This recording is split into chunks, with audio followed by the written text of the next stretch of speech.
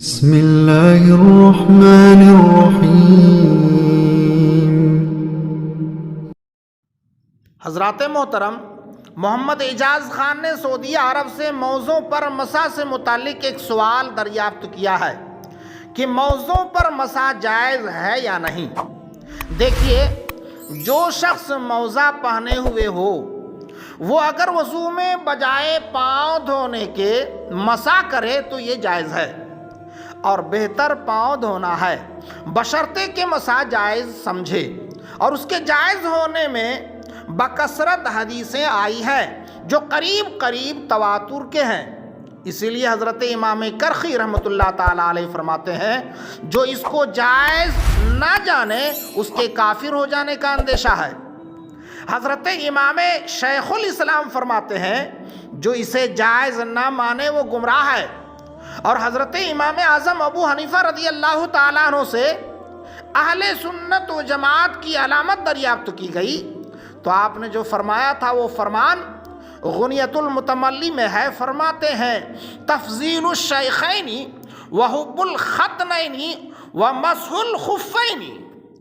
فرماتے ہیں حضرت امیر المومنین ابو بکر صدیق اور حضرت امیر المومنین فاروق اعظم رضی اللہ تعالیٰ عنہما کو تمام صحابہ سے بزرگ جاننا، اور حضرت امیر المومنین عثمان غنی اور حضرت امیر المومنین علی المرتضی رضی اللہ تعالیٰ عنہما سے محبت رکھنا، اور موضوع پر مسح کرنا کیا ہے؟ یہ علامت اہل سنت و جماعت ہے۔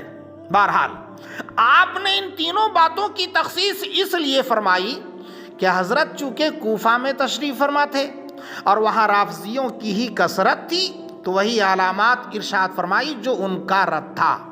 اس روایت کی یہ معنی نہیں کہ صرف ان تین باتوں کا پایا جانا سنی ہونے کے لیے کافی ہے۔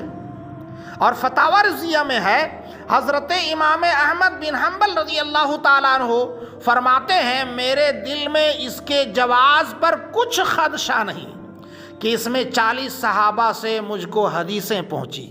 حضرات محترم، البتہ موضوع پر مسح کرنے کے چند شرائط ہیں، اس کا لحاظ رکھنا اشد ضروری ہے۔ جیسے وضو کر کے پہنا ہو، یا جس وقت پہنا تھا اس وقت باوضو تھا، اور پہننے کے بعد پھر وضو ٹوٹ گیا، اسے دوبارہ وضو کرنے کی ضرورت پیش آئی، اس کے لیے موضوع پر مسح جائز ہے۔ موزہ کیسا ہونا چاہیے؟ موزہ چمڑے کا ہو، یا صرف تلا چمڑے کا ہو اور باقی کسی اور دبیز چیز کا، جیسے کرنچ وغیرہ کے، اور وہ موزہ پاؤں سے مکمل چمٹا ہو کہ اس کو پہن کر آسانی کے ساتھ خوب چل پھر سکیں۔ ہندوستان میں جو عموماً سوتی یا اونی کے موزے پہنے جاتے ہیں ان پر مسح جائز نہیں، ان کو اتار کر پاؤں دھونا فرض ہے۔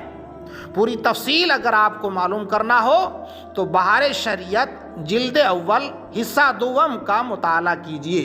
اللہ تبارک و تعالی ہم تمام کو شریعت مطہرہ پر چلنے کی توفیق عطا فرمائے۔